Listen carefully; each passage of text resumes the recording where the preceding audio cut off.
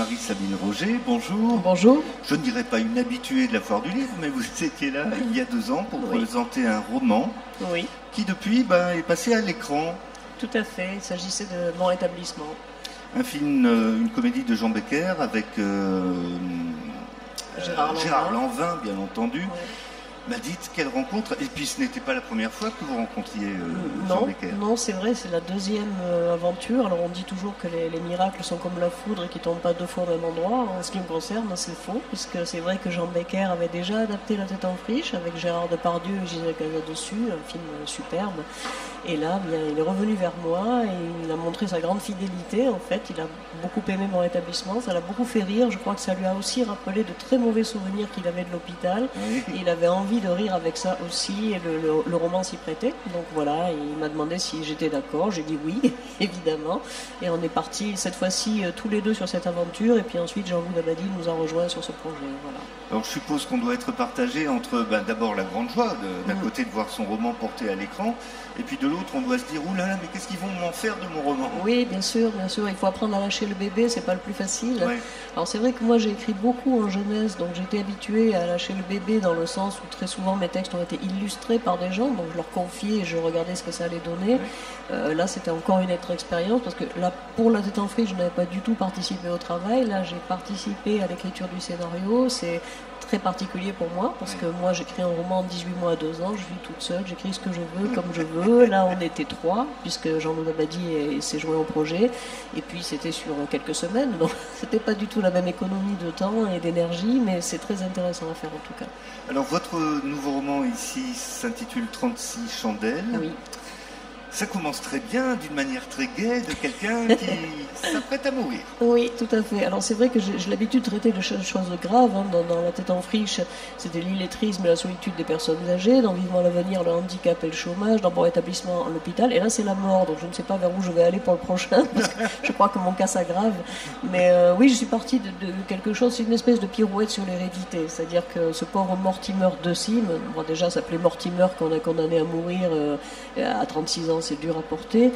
C'est vrai qu'au début du livre, il est allongé sur son lit de mort, puisque dans sa famille, tous les hommes meurent à 36 ans, à 11h du matin, le jour de leur anniversaire. Donc c'est le jour de son anniversaire, il est 10h30, il s'allonge sur son lit en costume de deuil. Il a tout prévu. Et puis, évidemment, si l'histoire s'arrêtait là, ça ne serait pas un roman, ça serait une nouvelle de 2 pages. Donc en fait, l'histoire continue. Et puis, voilà, il y a des personnages qui vont arriver, Paquita, Nassardine, Jasmine, et c'est quelque part une réflexion, parce que dans mes romans il n'y a pas forcément que des sujets de rire, c'est une réflexion aussi sur le poids de l'hérédité et que faire de nos vies. Oui. Voilà, c'est un petit peu ça. Mais j'ai essayé de traiter ça de façon à la fois décalée, insolente et si possible en amenant des rires. Avec une belle galerie de personnages. Oui. Oui. Alors j'ai gardé les quelques lecteurs qui me connaissent déjà savent que je fais ce qu'on appelle du roman social, c'est-à-dire que mes romans parlent de gens qui pourraient être nos voisins de palier, ce sont des gens que tout le monde pourrait rencontrer, qui pourraient exister, et ce sont d'habitude des situations qui sont complètement possibles. Là, avec 36 chandelles, je suis restée sur cette notion de roman social, mais j'ai rajouté des choses un peu plus oniriques ou un petit peu plus décalées, donc on boitille entre une réalité pure et dure et puis des choses qui sont un peu plus improbables, ne serait-ce qu'avec le personnage de Jasmine, qui est une espèce de fée clochette, on va dire, ou de Mary Poppins, si on se fie à la couverture, et voilà. Vous disiez tout à l'heure entre 18 et 24 mois pour accoucher d'un nouveau bébé. Oui. C'est parce que l'écriture n'est pas simple toujours. C'est parce que l'écriture n'est pas simple, c'est surtout parce que je ne sais absolument pas où je vais quand je commence un roman. Je ne fais jamais de projet, je n'ai aucun plan, et en fait ce sont les personnages qui arrivent. Je dis toujours, j'ai l'impression d'être la première lectrice de mes textes, mais c'est tout à fait ça. C'est-à-dire que c'est comme si je m'asseyais dans un théâtre vide, je me mettrais au milieu, c'est la meilleure place, pas loin de la scène, oui. Et puis je verrai arriver quelqu'un qui tire une chaise derrière lui, qui s'assied, qui me dit voilà, je vais te raconter ma vie. Et ça commence comme ça en fait. Donc j'ai besoin de ce temps-là parce que tout simplement je ne sais pas où je vais. Je suis complètement dans le flou au départ et le flou s'éclaire petit à petit, mais il faut quelques mois pour ça. La Foire du Livre de Brive est un salon particulier dans l'année.